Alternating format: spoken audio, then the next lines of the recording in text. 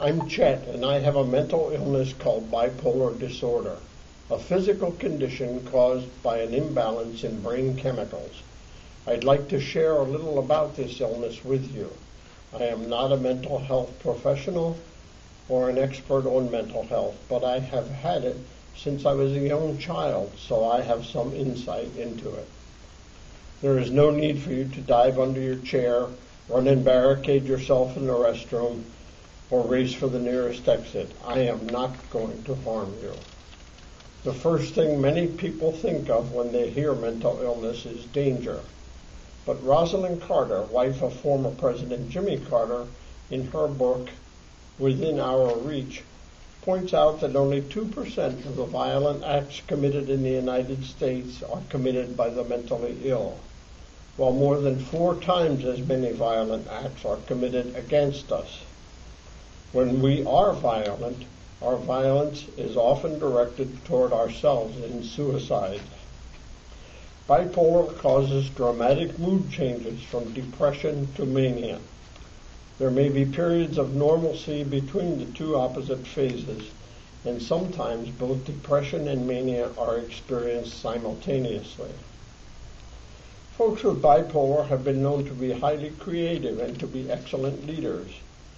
Beethoven, Andrew Carnegie, Christopher Columbus, Abraham Lincoln, and Vincent van Gogh are reported to have been bipolar. Former U.S. Representative Patrick Kennedy, son of the famous late Senator Ted Kennedy, is bipolar. My teenage years were very painful because I was different and I did not fit in. Fortunately, though, as a teen, I met a wonderful girl, Mary Lou, who later became my wife. We recently celebrated our 50th wedding anniversary, and she has been not only a wonderful wife and my best friend, but my only real friend. She has loved me, supported me, helped me, and saved my life several times. Like many others with mental illness, I tried self-medication.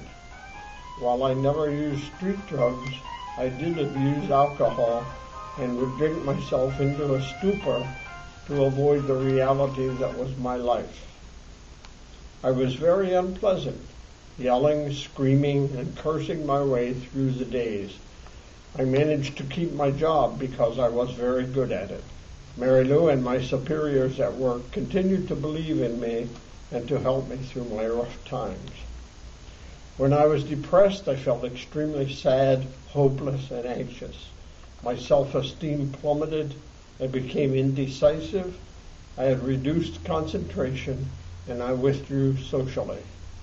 My sleeping and eating patterns were altered. When I was manic, I was impulsive, had inflated self-confidence, racing thoughts, grandiose ideas, and excessive physical activity. I spoke fast and constantly, made poor financial decisions, and spent money that I could not afford. On a positive note, mania let me succeed at work.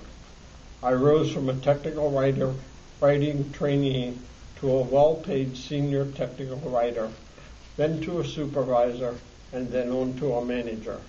And I did this in a field that normally required at least an undergraduate degree, while I had only a high school diploma. I also operated a lucrative writing business from my home and earned an associate's degree at night school.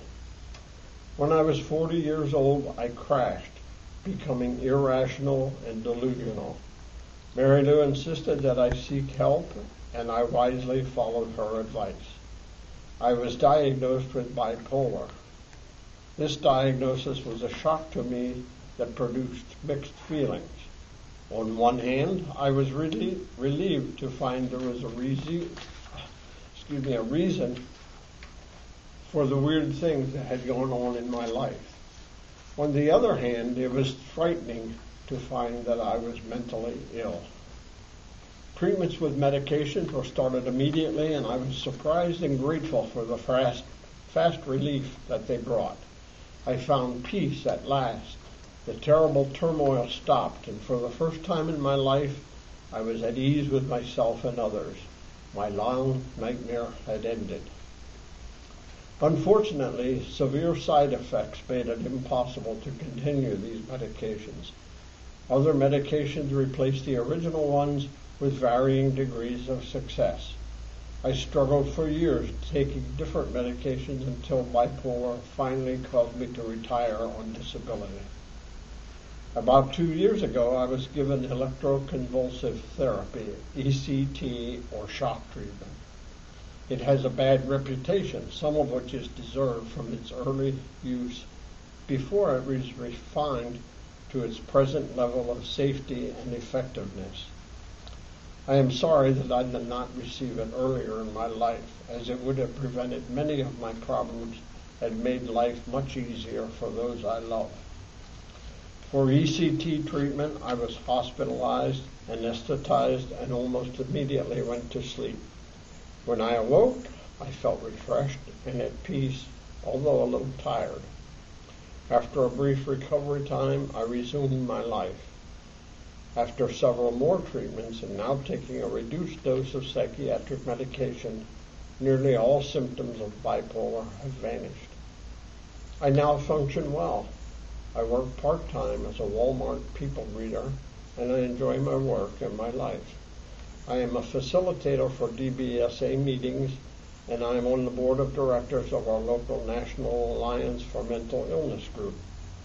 I have had 2 magazine articles about mental illness published, and I write and speak about it periodically. Good medical care and unconditional love are the best tools in the battle against mental illness. Thank God I have had both.